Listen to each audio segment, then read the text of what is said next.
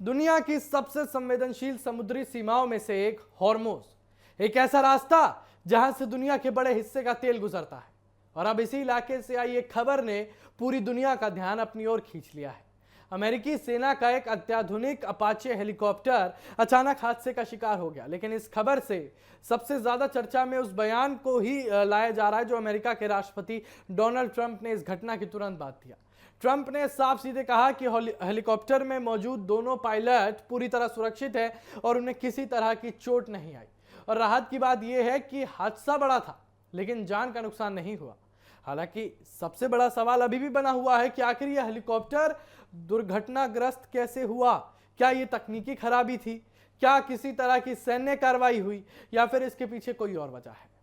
फिलहाल जांच जारी है और अमेरिका ने कहा है कि विस्तृत रिपोर्ट जल्दी जारी की जाएगी। लेकिन कहानी सिर्फ हेलीकॉप्टर दुर्घटना तक सीमित नहीं है। असली चर्चा उस बड़े भू राजनीतिक खेल की भी है जो इस समय मध्य पूर्व में चल रहा है।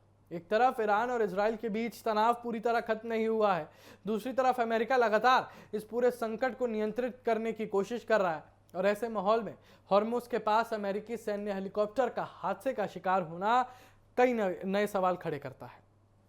और दिलचस्प बात यह है कि हादसे पर प्रतिक्रिया देते हुए ट्रंप ने केवल पायलटों की सुरक्षा की बात नहीं की, बल्कि ईरान के साथ संभावित समझौते को लेकर भी बड़ा दावा किया है। जी हां, हम आपको बता दें कि डोनाल्ड ट्रंप ने बोला है कि आने वाले 72 घंटे में एक बड़ा शांति समझौता पूरे दुनिया को देखने को मिल सकता है। अमेरिका और ईरान के बीच मजबूत और महत्वपूर्ण समझौता काफी करीब पहुंच चुका है, यह डोनाल्ड ट्रंप का कहना है। उन्होंने यहां तक कहा कि आने वाले कुछ दिनों में बड़ी प्रगति देखने को मिल सकती है। अब जरा सोचिए, युद्ध जैसे हालात है, दूसरी तरफ सैन्य दुर्घटना है और इसी बीच शांति समझौते की उम्मीद। यही वजह है कि पूरी दुनिया इस घटनाक्रम पर नजर बनाए हुए है, क्योंकि अगर अमेरिका और ईरान के बीच कोई बड़ा समझौता होता है तो उसका असर सिर्फ इन दो देशों तक सीमित नहीं रहेगा। इसका प्रभाव वैश्विक तेल बाजार, अंतर्राष्ट्रीय व्यापार और मध्य पूर्व की राजनीति पर भी पड़ेगा। दरअसल पिछले कई महीनों से हॉर्मुज वैश्विक तनाव का केंद्र बना हुआ है। ईरान और अमेरिका के बीच टकराव ने इस क्षेत्र को बेहद संवेदनशील बना दिया है और यही वो समुद्री मार्ग है जहां से दुनिया के ऊर्जा व्यापार का बड़ा हिस्सा गुजरता है।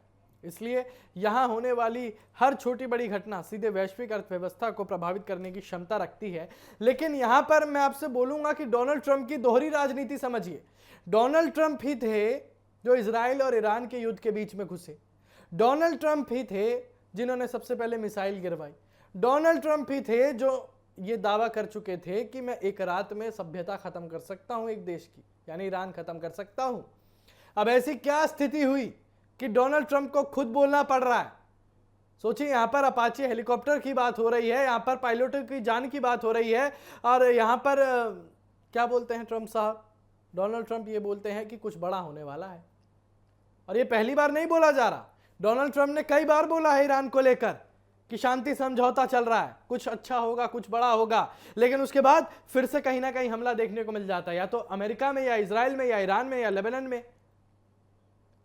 इस हेलीकॉप्टर हादसे ने एक बार फिर याद दिला दिया है कि मध्य पूर्व में हालात अभी भी पूरी तरह सामान्य नहीं हुए हैं। भले ही दोनों देशों के बीच बातचीत की खबरें आ रही हो, लेकिन जमीन पर तनाव अभी भी मौजूद है। यहां पर डोनाल्ड ट्रंप की भी दोहरी राजनीति समझ सकते हैं और यही कारण है कि इस दुर्घटना को सिर्फ एक सैन्य हादसे के तौर पर नहीं देखा जा रहा, बल्कि उसे उस बड़े संकट के संदर्भ में भी समझा जा रहा है जो पिछले कई महीनों से इस क्षेत्र में चल रहा है। फिलहाल राहत की बात यह है कि दोनों पायलट सुरक्षित है और किसी तरह की जनहानि नहीं हुई है। लेकिन असली सवाल अभी भी बाकी है कि हेलीकॉप्टर आखिर गिरा क्यों, जांच रिपोर्ट में क्या आएगा, और उससे भी बड़ा सवाल कि क्या ट्रंप जिस समझौते की बात कर रहे हैं वो वास्तव में मध्य पूर्व को नई दिशा देगा या नहीं। क्योंकि ये सारी चीजें पहली बार सुनने में नहीं आई हैं, ये डोनाल्ड ट्रंप ने कई दफा बोला है, ईरान के विदेश मंत्री ने, ईरान की मीडिया ने कई दफा बोला है। खैर, अब देखना यह होगा कि आगे क्या कुछ होता है।